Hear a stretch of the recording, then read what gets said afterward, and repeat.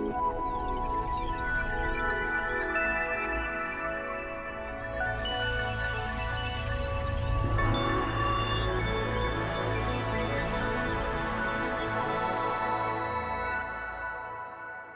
as well as marking the second anniversary of the Prime Minister's accession, this month also marks the second anniversary of the demise of the old Department of Education and the birth of the Department for Children, Schools and Families. Now, names themselves, especially names of Whitehall departments, are far less important than what goes on in their name. Titles, as Lord Mandelson could tell us, are far less important than the substance of policy. But the renaming of the old department was no idle exercise in empty rebranding. It reflected a philosophical shift in how government sees its role. Under Gordon Brown and Ed Balls, schools have lost their principal purpose and been saddled with a host of supplementary roles. As the flagship document of Ed's first year in office, the Children's Plan indicated, schools are less places of teaching and learning and more community hubs from which a host of children's services can be delivered. In that sense, education has indeed been eclipsed, and the renaming of the department is genuinely significant. We no longer have a single department of state charged with encouraging learning, supporting teaching, and valuing education. Instead, we have one department which manages schools and sees them as instruments to advance central government's social agenda. And we also now have another department, the Department for Business, Innovation and Skills, which manages universities and sees them as instruments to advance central government's economic agenda. What we do not have, and what we desperately need, is a department at the heart of government, championing the cause of education, the value of liberal learning, the wider spread of knowledge as an uncontested good in its own right. Today, I want to argue for just such an approach from the next government. But such an argument provokes a crucial question. Why? What is education for? Well, I believe that education is a good in itself, one of the central hallmarks of a civilized society. Indeed, the means by which societies ensure that everything which is best in our society is passed on to succeeding generations. But the case I want to make today goes beyond that. Education has an emancipatory, liberating value. I regard education as the means by which individuals can gain access to all the other goods that we value, cultural, social, and economic, on their terms. I believe that education allows individuals to become authors of their own life story. I know from my own experience that the opportunities I've enjoyed are entirely the consequence of the education I have been given. Perhaps I value education so much because it has given me so much. But what it has given me most is the chance to shape my own destiny. For generations of my family before me, life was a matter of dealing with the choices that others made, living by a pattern others set. I, and those members of my generation who were given the gift of knowledge by wonderful teachers, have been given the precious freedom to follow their own path. And that relates directly to education's second value, as a driver of real social justice. The very best means of helping all realize their potential, of making opportunity more equal, is guaranteeing the best possible education for as many as possible. Education, properly understood, also has another value, which I believe is much less appreciated, certainly by those guiding policy today. As Michael Oakeshott once argued, every human being is born heir to an inheritance of human achievements, an inheritance of thoughts, beliefs, ideas, understandings, intellectual and practical enterprises, languages, canons, works of art, books, musical compositions, and so on. Education should be a process of granting every individual their rights to that inheritance. Every child should have the chance to be introduced to the best that has been thought and written. To deny children the opportunity to extend their knowledge so they can appreciate, enjoy, and become familiar with the best of our civilization is to perpetuate a very specific and tragic sort of deprivation. There's a peculiar, and to my mind quite indefensible assumption among some, that the only cultural experiences to which the young are entitled, or even open, are those which have a direct and contemporary relevance to their lives. So Carol Ann Duffy and drum and bass are okay, but Austen and Eliot, Cicero and Wagner are out. Schools should be a place where horizons are extended and eyes opened. The greatest artists and thinkers are great precisely because their insights and achievements have the capacity to move and influence us all. And so we should not deny their influence to any child on the basis of a lazy assumption about background or potential. Having grown up in Scotland, I identify the principle that all should have access to the best with the Scottish Enlightenment ideal of the democratic intellect. It is an ideal which underpins everything that I'm arguing for. And ensuring that every child does have access to the body of knowledge that makes up our intellectual inheritance as a society serves two other crucial purposes. Shared access to the intellectual capital we've built up over the years helps bind society together. The American thinker E.D. Hirsch has highlighted this crucial aspect of educational policy in his work on cultural literacy. A society in which there's a widespread understanding of the nation's past, a shared appreciation of cultural reference points, a common stock of knowledge on which all can draw and trade, is a society in which we all understand each other better, one in which the ties that bind are stronger and more resilient at times of strain. Investment in education in that sense is an investment in democracy, as it is in another sense. The more knowledgeable, intellectually self-confident, and adept at distinguishing good arguments from bad our children become, the more healthy all our democratic institutions. De Tocqueville pointed out that democracy is stronger when individual citizens have a stock of knowledge on which to draw, which allows them to stand out against tides of opinion which are driven by passing fashion or populist rages. Whether on GM or MMR, fighting terrorism or fighting climate change, the better informed our citizens, the better the chance of having a public debate which is rooted in fact, testable propositions, and good sense. Now, my case for education doesn't just rest on the pillars I've outlined. It springs, as I mentioned right at the beginning of my remarks, from a deep belief in the value of learning as a good in itself. But at a time when even the most obvious virtues have to defend themselves in an ever more competitive marketplace of ideas, I feel it's worth asserting the crucial importance of education when it comes to giving individuals control over their lives, access to their proper inheritance, a more secure place in a more civilized society, and the clearest, strongest voice in the decisions of our times. And one of the reasons why I feel the need to make that case is because I feel that the crucial importance of education as a good in itself and as the parent of all these other virtues is being overlooked and undermined. I worry that our schools are being asked to do more and more, which, while it might appear desirable, dilutes the importance of teaching and learning. I fear that duties on schools and teachers to fulfill a variety of noble purposes, everything from promoting community cohesion to developing relationships with other public bodies, trusts, committees, and panels, gets in the way of their core purpose, education. I'm concerned that the focus we need to have as a society on spreading knowledge and driving up levels of educational attainment has been lost recently. When Ofsted, the body which should be concerned with educational standards above all, is given 18 areas on which to judge a school, and only a handful of them relate explicitly to educational attainment, then we are clearly not concentrating our energies and resources on education, education, education. I'm also concerned that our curriculum and examination system is not oriented as it should be towards asserting the importance of liberal learning and rigorous educational achievement.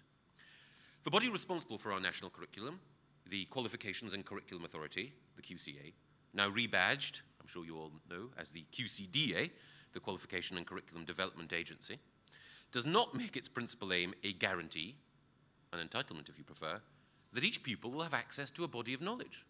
Instead, it outlines its hope that schools will produce, quotes, successful learners, confident individuals and responsible citizens who are physically competent and confident, who sustain and improve the environment locally and globally, and are willing to try new things.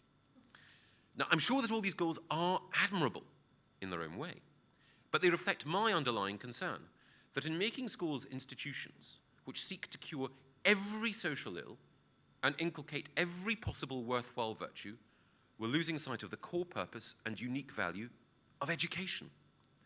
And that drift away from passing on knowledge, that flight from educational excellence, is also driven by the way that our examination system works and the way our schools are held accountable. At the moment, the central educational accountability mechanism for secondary schools is their performance at GCSE, and the accountability is all one way up, towards the minister, not down towards the parents. Schools have to clear a very specific hurdle. They have to make sure that 30% of their pupils get 5 Cs or better at GCSE, including English and maths. Those schools which do not clear that hurdle are branded failing by the Prime Minister and are faced with closure by the Secretary of State. This very narrow definition and particular kind of accountability has a tragic skewing effect on the education that many children enjoy. Weaker schools, desperate to avoid being branded failing, concentrate their efforts on a narrow band of pupils, those on the borderline of a C grade, and they lead those pupils towards the sort of qualifications which may be easier to pass, but which do not serve those pupils' interests best. Recently, a group of head teachers explained to me the popularity of one particular course called Performing Engineering Operations. This course, which requires just 1 day's study on day release to college, is worth 6 good GCSE passes. Get your students to take it and get them to pass the GCSE maths exam with a pass mark of just 20%, let's remember, and the GCSE English exam, and they become statistical success stories. Across the educational landscape, qualifications which promise easier routes to a pass mark are growing in popularity. Media Studies GCSE entries have increased by 43% in just 2 years, from 41,000 candidates in 2004-05 to 59,000 in 2006-07. At A-level, the rise has also been significant. In 1997, just 8,954 students took Media Studies A-level. By 2006, the number had risen by 157%. Now, I've no particular prejudice against Media Studies or any other subject per se as part of a truly rounded education. But my views aren't really the ones that matter. The views of admissions tutors at Cambridge University, however, certainly do. Cambridge has published a list of 20 subjects which don't count as hard A-levels for the purpose of entry, including art and design, film studies, and media studies. The Russell Group has also warned, quotes, students must not disadvantage themselves by choosing a combination of subjects at A-level which will not equip them as well as other subjects. And it's striking that while there's been a precipitate increase in the number of students opting for media studies, that increase has been almost entirely in state schools. Last year, just 479 pupils took Media Studies GCSE in independent schools, compared to 55,060 in comprehensives. Overall, the number of Media Studies GCSEs taken in comprehensives and secondary moderns accounts for 98% of the total number of entries. While the numbers taking Media Studies overall have risen by 17,000 in the last 3 years, the additional number taking the exam in independent schools is just an additional 49 candidates. And at the same time as independent schools are shunning subjects like Media Studies, their students are pursuing the hard academic subjects that universities and employers value, whether it's the individual physics, chemistry, and biology GCSEs, or modern languages at A-level. Opportunity is certainly not equal. Only one state school pupil in 20 is entered for GCSEs in physics, chemistry, and biology. More than 2,000 comprehensives, 68% of the total, can't offer their students those 3 science GCSEs. And as the Russell Group has pointed out, pupils in independent schools are 3 times more likely to be doing further maths A-levels and 2.5 times more likely to be doing modern language A-levels than state school pupils who are also sitting A-levels.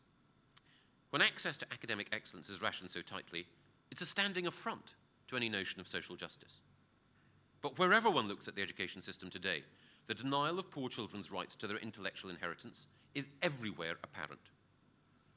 Of the 75,000 children on free school meals each year, at least 1 in 8 of all pupils, 4 out of 10 fail to get even a single grade C at GCSE.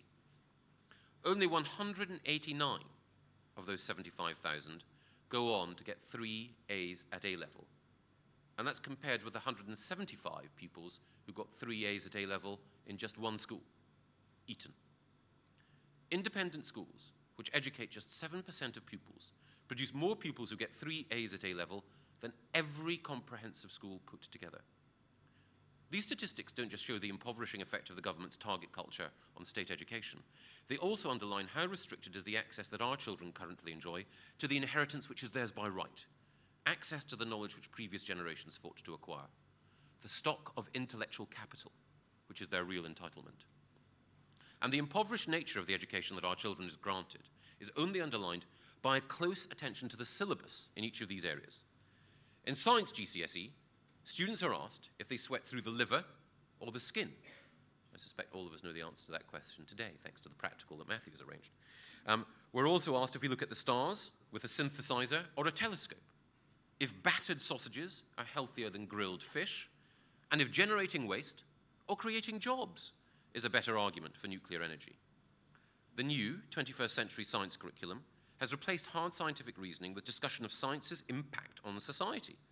So students debate the merits of stem cell therapies or climate change mitigation without the deep biological knowledge that allows a profound understanding of how cord blood cells work, or the comprehensive knowledge of physics which enables different theses to be properly tested.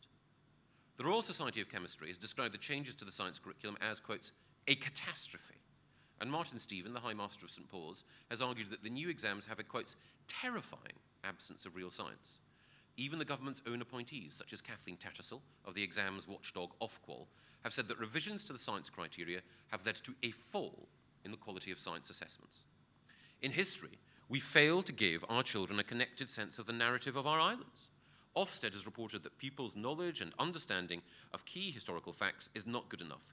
Their knowledge is fragmented, young people's sense of chronology is weak, and they are unable to relate to a longer narrative of the story of Britain. A recent survey of students entering a Russell Group university to read history asked them 5 questions. Name the British general at Waterloo, the monarch during the Armada, Brunel's profession, a single 19th century prime minister, and the location of the Boer War. The survey found that around 1 question in 5 was answered correctly. Twice as many students thought Nelson was in charge at the Battle of Waterloo as named the Iron Duke, while 9 students thought it was Napoleon. One of them spelt it Napoleon, another Napoleon. Almost 90% of the students could not name a single British prime minister from the 19th century. And the academic responsible for the survey reported that the students, 37% of whom came from fee-paying schools and a further 15% from selective schools, were studying on courses where the entry requirement is an A and 2 Bs at A level, which places them in the top 15% of their generation in terms of educational qualifications. That implies that, all things being equal, 85% of the undergraduates age group know even less than these students do. In other words, we're looking at a whole generation that knows almost nothing about the history of this, or indeed any other country. And this collapse in historical knowledge is a relatively new phenomenon. A recent survey by the BBC that found that while 71% of those over 65 years old knew the significance of the Battle of the Boyne, only 18% of 16 to 24-year-olds did. As that academic pointed out, history, as it is still taught at university today, comprehensive coverage lasting several centuries taken in chronological order, has completely disappeared in our schools. It's been replaced by the study of topics, narrow in subject matter and or limited in time period. History teaching by topic now starts in primary school, where typically 5 to 11-year-olds are taught, for example, the Romans, the Tudors, and either the Victorians or the post-1930 period, but not necessarily in that order. So Britain, since 1930, can be followed by ancient Egypt. At 11 to 14, pupils can be taught a bewildering array of topics. The National Curriculum website suggests an apparently random series of 22 topics, including titles such as Images of an Age, what can we learn from portraits 1500 to 1750, or Snapshot 1900, what was British middle-class life like? And the topics continue throughout GCSE. Candidates taking an A level, for example, would study medicine and public health from 10,000 BC to the present day, the American West, 1840 to 1895, and they would do 2 assignments on multicultural Britain and on local history. And that would be the sum total of their coverage of history during their secondary period. It is not an approach that other countries follow. In America, they've concluded that a great deal has been sacrificed when historical overview is abandoned. They argue students are left without the historical sense that comes only from a familiarity with the broad sweep of history. Large gaps exist in a student's knowledge of the cultural markers that glue society together and provide a common basis of experience, understanding, and communication. Without an historical frame of reference, we will have lost, in the words of David Lowenthal, the optimism that history is assimilable, that the story of humanity had a length and a form within which one could find one's bearings. And at the same time as the discipline of chronology has been abandoned, so is the discipline of essay writing. The crucial historical skill of marshalling facts in a coherent argument has been supplanted by a range of other, less rigorous activities. As the academic I quoted earlier has pointed out, it's worth noting what has replaced essay writing in history teaching. A typical activity in a GCSE textbook, for example, would be asking the pupils to draw a copy of a bonfire and then label the sticks with the factors that made the First World War possible. In A-level textbooks, students are asked to draw up lists, fill in tables as a group, brainstorm ideas to justify a proposition. In one textbook, Weimar and Nazi Germany, students have variously to draw spider diagrams or draw a left-wing caricature of an SA man, while group activities include one based on the radio program Just a Minute, where pupils are asked to talk for 30 seconds without deviation, hesitation, or repetition on why the Nazis came to power, or they play a board game invented by the authors called Germanopoly. Now, I spent some time on science and history teaching because they are the twin neglected giants of subject-based teaching. But the concerns that I have apply across the board. In German GCSE, students are asked if Schloss can be translated as castle, Campingplatz as campsite, and Marktplatz as marketplace. In modern language A-levels, it's possible to secure a top pass without reading any literature in a foreign language. In French, that means no Racine, no Zola, no Hugo, not even Le Petit Nicolas or Tintin. In English literature at GCSE, contemporary authors predominate, and even at A-level, it's possible to answer a majority of questions on authors from after 1900. The tyranny of relevance once again restricts access to the very best of what has been thought and written. Faced with this deterioration in standards, top private schools are now abandoning normal GCSEs. The number of pupils in independent schools taking the international GCSE more than doubled from 2007 to 2008, from just over 15,000 to over 40,000. 46% of independent schools entered at least one pupil for an IGCSE, an alternative exam, in 2008. However, because the government does not allow these exams to count in its league tables, these 250 independent schools, which include Eton and St. Paul's, came bottom of the government's official league tables for GCSEs. And the government doesn't let any state school do the IGCSE. So there is a growing gap between the opportunities for richer children and the rest. Ed Balls recently refused to give state schools funding for the IGCSE. He continues to refuse to let it count in league tables, and he recently attacked it as not being of a sufficiently high standard and claimed private schools were only offering them as a marketing gimmick. Whatever one may say about the existing GCSE and A-level syllabuses, however, at least subject disciplines help direct the curious and the fortunate towards their real inheritance of learning, the knowledge accumulated over generations which makes sense of our world and lends it both beauty and meaning. One of the other concerns that I have about the drift of educational thinking at the moment is the movement away from subject disciplines and towards cross-cutting, thematic, multidisciplinary learning. Now, I've no worries about using the insights of one subject to illuminate another, of allowing an understanding of Victorian history to help with a reading of Dickens, or using an appreciation of the law of physics to understand why geographical features take the shape that they do.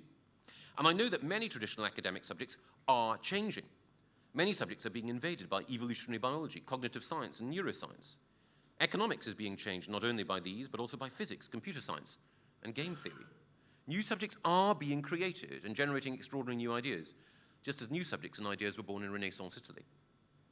However, these new hybrids depend upon very able students mastering the fundamentals of maths and the natural sciences, of classical economics, and of history.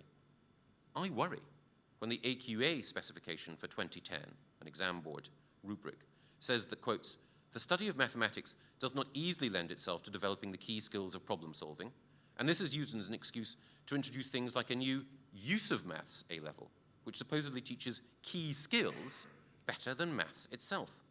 That's the wrong path. Children should be learning proper maths, not a bluffer's guide to maths, if they are ever to be able to explore the new interdisciplinary fields. And what specifically concerns me is an approach that denies children access to knowledge because time and effort is spent on cultivating abstract thinking skills rather than deepening the knowledge base, which is the best foundation for reasoning. It's through deepening knowledge, through subject disciplines, that real understanding and thinking skills are embedded. Critical engagement with literary texts, for example, works by having as wide a range of reference points, as rich a stock of allusions, as deep a knowledge of other works which will have influenced the author as possible. In history, trends, causes, and effects are best understood when one has the knowledge to provide context and depth. Knowing how the French Revolution began and ended helped students understand the dynamics of other revolutions, from the Russian Revolution of 1917 to the Velvet Revolution of 1990. And one of the reasons why we have such concerns about the Rose Review of primary education is because it presages a further abandonment of subject disciplines and a retreat into the fuzzy and abstract learning that we descended into in the past. Ofsted itself has recently warned that efforts to promote so-called general learning skills in the curriculum in place of traditional subject disciplines was leading to, quotes, less rigor and challenge. In some schools which have adopted this approach, standards have plummeted, and Ofsted gave warning of the uneven teaching quality which marked this approach, as well as the creation of artificial links between subjects.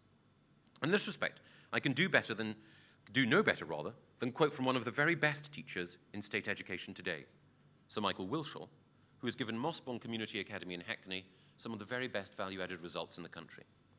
My concern, he argued recently, is that the growing abandonment of subject discipline will lead to many of our most disadvantaged children losing out.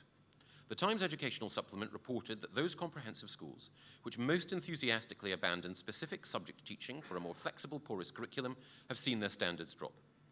My concern is that parents who can afford it can access specific subject teaching earlier rather than later, with the most successful prep schools introducing discrete subjects taught by subject specialists before pupils go on to secondary education. It's not unreasonable, he goes on, to use the argument that with a loosening of the curriculum, where breadth is more important than depth, where skills are seen as a substitute for knowledge, outcomes will deteriorate.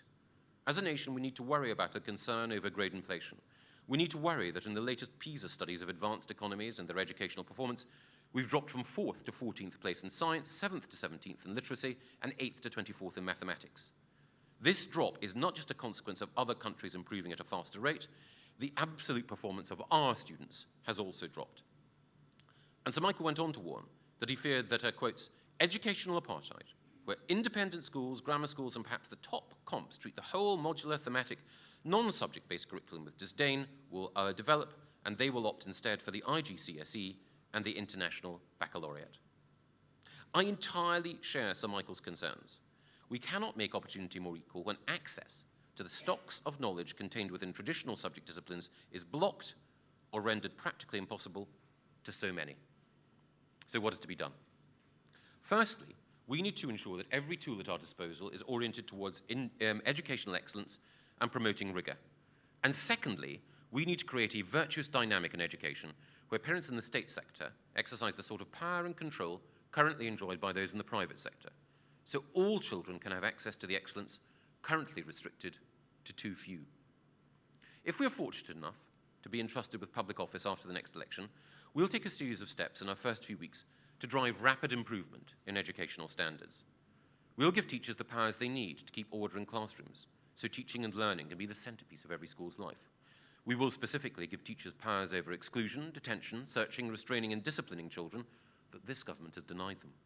And we will ensure that troubled children are placed in the sort of alternative environments, from boarding academies to reformed pupil referral units, which give them the chance to get back onto a track which will secure them qualifications. We will ensure that the independent exams regulator Ofqual guarantees that exams in Britain are as rigorous as the world's best. We will reform our SATs to sharpen accountability and drive up standards by ensuring that the risks of teaching to the test and gaming the system are reduced to a minimum. We'll reform the exam system to reduce the number of modules and the reliance on coursework, which has adversely affected standards.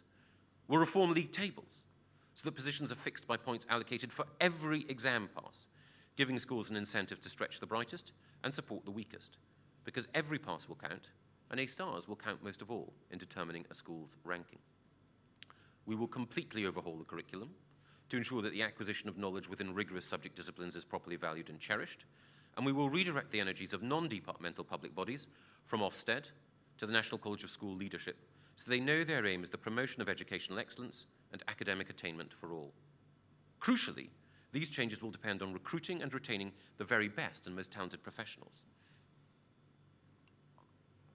That means raising the esteem of teaching, saying as a society that we value education more. That's why we've argued that teachers should be given the opportunity to deepen their subject knowledge and stay abreast of academic developments in their field, with proper programs of rigorous professional development. That's why organizations which celebrate not just the craft of teaching, but the joy of deep engagement with subjects, like the Prince's Teaching Institute, are so vital.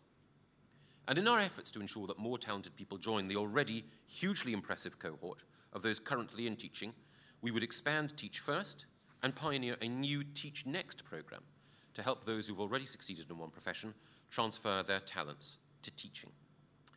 And we know that many of those schools which have been most successful in attracting new talent and in helping raise the prestige of teaching have been those schools, whether the old city technology colleges or new academies, that have flourished outside both local and central bureaucratic control, which is just one of the reasons why we favour a radical programme of long-term school reform to open up the state sector to more talent, more investment, and more innovation.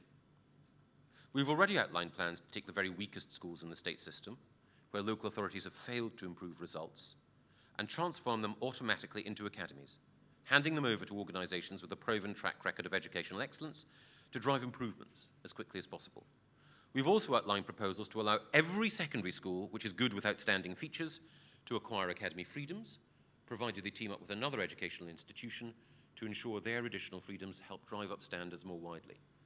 And we've outlined proposals to allow new organisations, charities, parents and voluntary groups, organisations such as the Steiner and Montessori movements, social entrepreneurs and others to open new schools, as in Sweden, by allowing parents to transfer the money the state currently spends on their children to these new state schools. These schools would also enjoy full academy freedoms, and they would help drive up standards here, as they have in Sweden. We've also announced proposals to extend academy freedoms to primary schools, plans which have been welcomed by thinkers across the board, from Tony Blair's former education advisor, Conor Ryan, to the Liberal Democrats' most influential think tank, Centre Forum. And we've made it clear that we would reform school funding through a pupil premium for poorer children to ensure that new schools and further innovation are most effectively concentrated in the areas of greatest disadvantage. And shortly, we'll be going further in outlining how the next stage of our programme of reform will unfold. Parental choice, pluralism of supply, a diversity of schools with different ways of harnessing talent and resources has helped secure improvements from Sweden to America. And improvements have not been restricted just to those schools which exercise the new freedoms which have been granted. They've been seen in all schools, as they all worked to keep pace with the innovations being pioneered in the best. Of course, with greater freedoms comes experimentation, but one thing stands out in all the most successful schools which are free from bureaucratic control. They opt for an approach towards education which rests on traditional subject disciplines, rigor, an expectation that every child, whatever their background, can follow a basic academic curriculum, and a belief that a college education is the destiny of the overwhelming majority. Whether it's the schools of the Harris Academy chain in South London, Mossbaum Community Academy, the International English Schools of Sweden, or the Knowledge is Power program schools of America, every group of schools which has made a triumphant success of freedom from bureaucratic control has done so by embracing an approach to education which has been, in the very best sense, traditional. And it is my firm belief that is the education that parents want. When they have the resources to, they buy it in the private sector. When they have access to it, they beat a path to its door in the state sector. One of the central goals of David Cameron's Conservative Party is the breaking up of bureaucratic control and establishment power, when bureaucracies and establishments are thwarting the common sense of the people. And nowhere is common sense more flouted than among the education establishment and by education bureaucracies. And I use the term common sense in the way Tom Paine would have understood the widely shared and democratically expressed feelings of free citizens. The British people's common sense inclines them towards schools in which the principal activity is teaching and learning. The principal goal is academic attainment. The principle guiding every action is the wider spread of excellence, the initiation of new generations into the amazing achievements of humankind. Because that is what education is for. Thank you.